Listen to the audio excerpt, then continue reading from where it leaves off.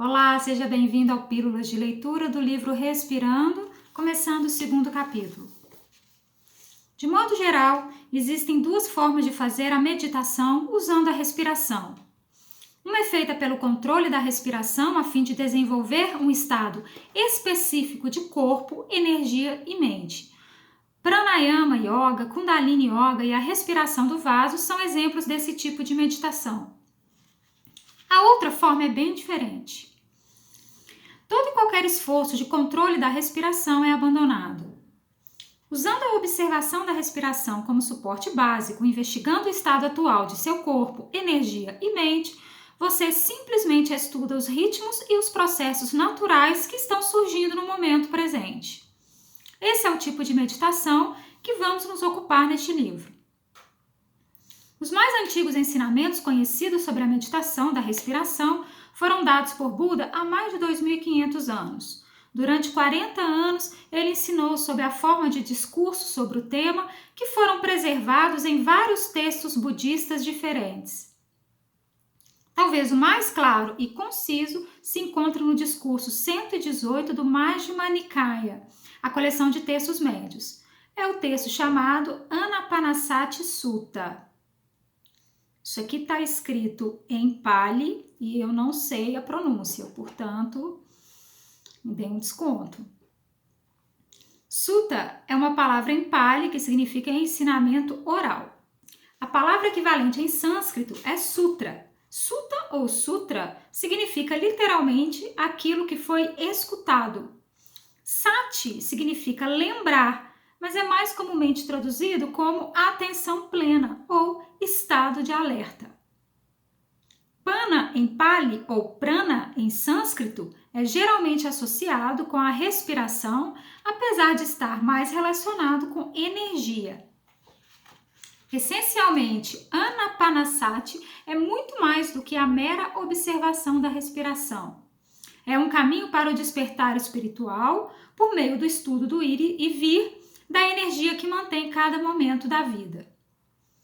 Começamos com o fluxo e refluxo da respiração, mas isso gradativamente nos leva a uma maior percepção de áreas de experiência muito mais amplas.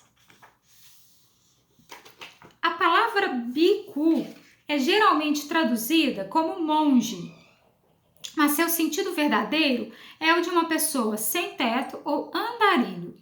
A palavra equivalente em tibetano é gelong, que tem o sentido adicional de aquele que está livre para fazer perguntas. Aquele que pode perguntar e investigar sem estar preso a esperanças e medos defensivos. Nesse sentido, você também é, em princípio, um bhikkhu. Você surgiu no universo de um lugar que você não sabe onde fica. Você anda pela vida e espera que investigue a vida.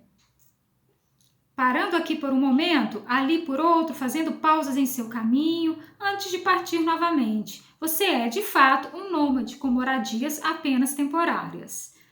Quanto menos você se limitar com ideias sobre o que você deveria ser e sobre o que você deveria estar fazendo, mais livre você se tornará para questionar e para exercitar sua curiosidade inata. Esse questionamento, investigação, curiosidade natural, ser um bhikkhu pode levar você a perceber que a vida é bem diferente daquilo que você foi ensinado a pensar que é.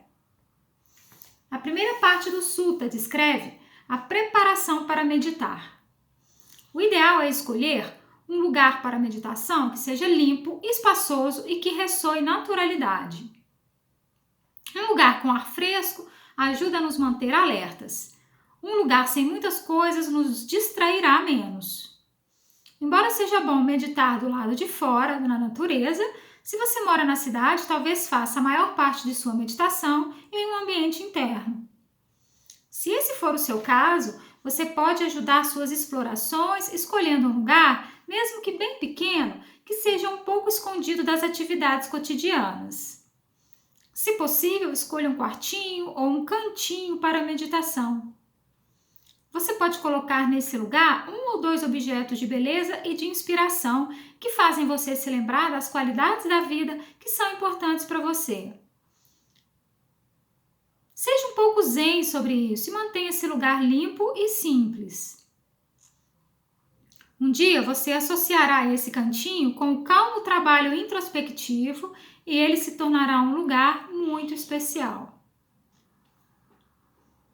Indo para a floresta, ou para as raízes de uma árvore, ou para um lugar vazio, entre aspas, não se refere somente a um lugar exterior.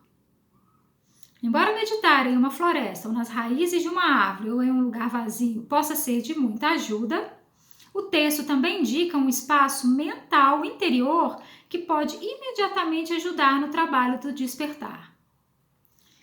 A floresta é composta de galhos, folhas, troncos, raízes, chuva, terra, luz do sol e uma miríade de criaturas, todas interagindo como um único ecossistema coeso.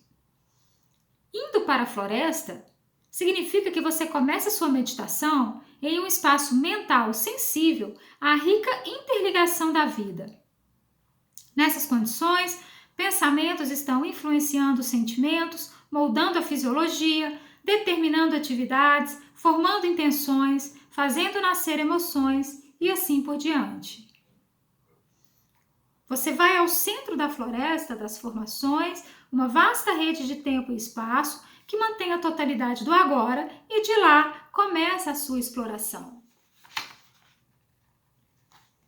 Sentar-se nas raízes de uma árvore indica origem, a fonte da criação. Assim, o texto sugere que você comece meditando na raiz do seu ser, o cerne da matéria, o lugar visível onde a árvore e suas raízes, o consciente e o inconsciente encontram-se perfeitamente. Ele é um espaço sutil de base, equilibrando-se no portal do saber e do não saber. É preciso coragem e honestidade para vivenciar esse lugar e ele pode trazer um enorme benefício para a meditação. Um lugar vazio indica que o coração-mente está claro, expansivo e aberto, e não está ocupado criando histórias ou envolvido em conversas mentais. Existe aqui um sentido alerta, um novo sentido de abertura sem nenhuma expectativa. O Buda sugere que você comece sua exploração em um desses 3 lugares, aquele que mais lhe atrair. Tendo em mente que o ambiente exterior apoia e molda o ambiente interior, escolha o lugar apropriado de acordo com isso. Depois de sugerir o lugar apropriado para meditar, o texto fala sobre a postura e sobre o uso da respiração como foco de atenção. Entre aspas, depois de cruzar as pernas, colocar seu corpo ereto, estabelecer a atenção plena em sua frente, sempre atento, ele inspira, atento, ele expira, fecha aspas. Antes de continuarmos a estudar o texto do Anapanasati Sutta, faremos um ligeiro desvio para estudar algumas orientações gerais sobre meditação que podem nos ajudar a manter e aprofundar qualquer trabalho contemplativo. E nos vemos na próxima leitura. Até!